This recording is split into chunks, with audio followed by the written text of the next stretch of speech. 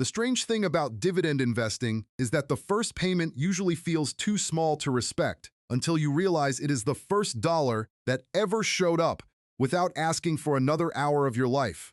Maybe it is only $27.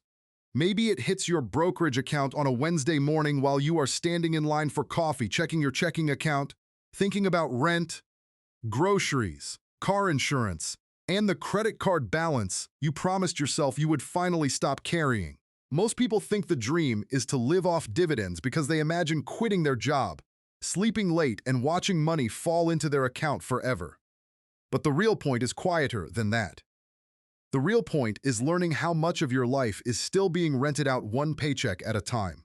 If you like calm, honest financial breakdowns with real examples, real numbers, and no hype, subscribe to the channel before we go deeper, because this is not about pretending dividends make you rich overnight. The core idea is simple. If your portfolio pays a 4% dividend yield, every $25,000 invested can create about $1,000 a year in dividend income before taxes and market changes. That sounds small until you stop seeing it as $1,000 and start seeing it as your phone bill, your internet, a month of groceries, or the first piece of your life that your employer no longer controls. But here is where people get the math wrong. They ask, how much do I need invested to live off dividends, before they ask what kind of life their dividends are supposed to pay for. A person who needs $30,000 a year is playing a completely different game from a person who needs $90,000, even if both of them watch the same investing videos and buy the same dividend ETF. Picture two friends, Daniel and Chris, both 28, both making about $65,000 a year, both tired in the same way by Friday afternoon. Daniel looks rich faster. He leases the nicer car, upgrades his apartment, buys the new phone every year, and tells himself he will start investing when life feels more stable. Chris looks boring for a long time. He keeps the old car, splits rent with a roommate longer than he wants to, cooks chicken and rice on Sunday night, and moves the same quiet amount into his brokerage account every payday. At first, the difference between them is almost invisible. Daniel has better pictures. Chris has better habits. Daniel gets compliments. Chris gets dividend payments so small they would not pay for a decent dinner in most cities. Then 3 years pass. Daniel is making more money, but somehow his checking account still looks scared by the 26th of every month. His car payment went up. His insurance went up. His subscriptions multiplied while he was not looking. Chris does not feel wealthy either, but his account has crossed $50,000 invested. At a 4% yield, that is about $2,000 a year. Not enough to quit, not enough to brag, but enough to pay the electric bill, internet, and a few boring parts of life without touching his paycheck. This is the first thing people miss about living off dividends. It does not start as freedom. It starts as pressure relief. Most beginners think dividend income only matters when it replaces a full salary.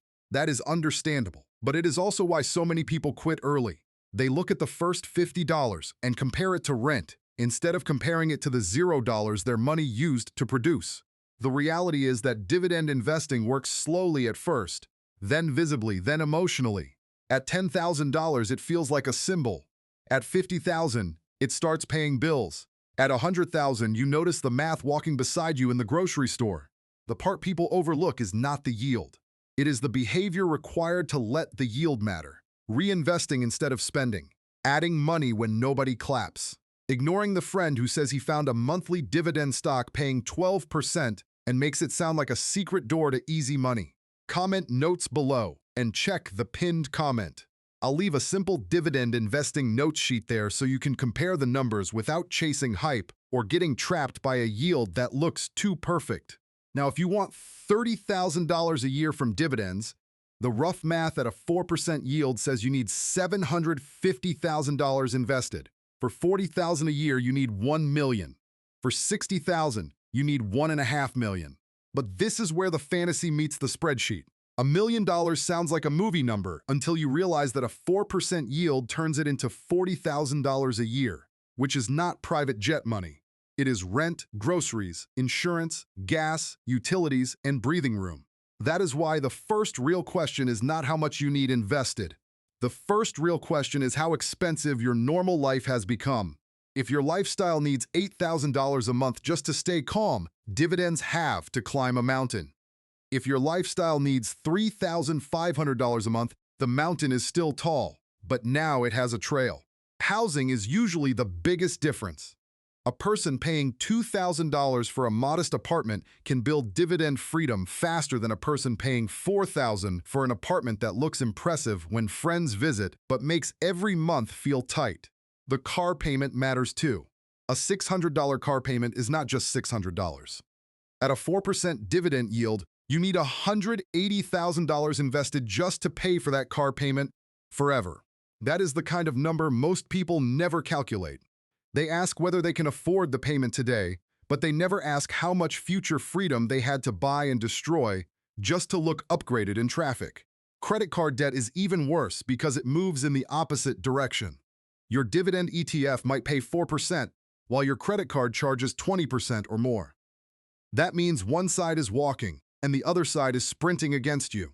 Here is the psychological trap. People know the math, but they still chase the purchase because the purchase gives relief now, and the investment gives relief later. Later is hard when you are tired. Later is hard when your coworkers are posting vacations, your cousin is driving something new, and your own life feels like a long line of responsible decisions nobody notices. So the beginner does not usually fail because they are stupid. They fail because they are emotionally exhausted, and the world keeps offering them expensive ways to feel successful for one weekend. That is why dividend freedom is not built only inside a brokerage account. It is built in the grocery aisle, in the car lot, at the apartment tour, and during the 10 seconds before you buy something because you feel behind. Financial psychology matters because your portfolio can only grow as fast as your behavior allows it to stay untouched. If every raise turns into a bigger lifestyle, your dividend goal keeps moving away from you like a door at the end of a hallway. This is also why saving versus investing is not really a debate. Saving gives you breathing room. Investing gives your money a job. You need both, because without savings you panic, and without investing, you stay trapped inside your own paycheck. Think about your cash flow like a bucket under a faucet. Your paycheck pours in from the top, but rent, car payments, debt, subscriptions, eating out, and impulse spending poke small holes in the bottom. At first, the leaks look harmless. $12 here, $30 there, a higher insurance premium, a food delivery order because you had a long day. None of it feels like a financial decision big enough to change your life. But dividend investing is also made of small numbers. One share, one reinvested payment, one payday routine repeated when nobody is watching. The same way little leaks drain wealth, little automatic decisions can build it back. The difference is that spending gives you a feeling immediately, while investing usually gives you nothing interesting to post. No applause, no new box on your doorstep, just a slightly larger number that becomes meaningful only after time has done its work. A dividend portfolio is not a lottery ticket.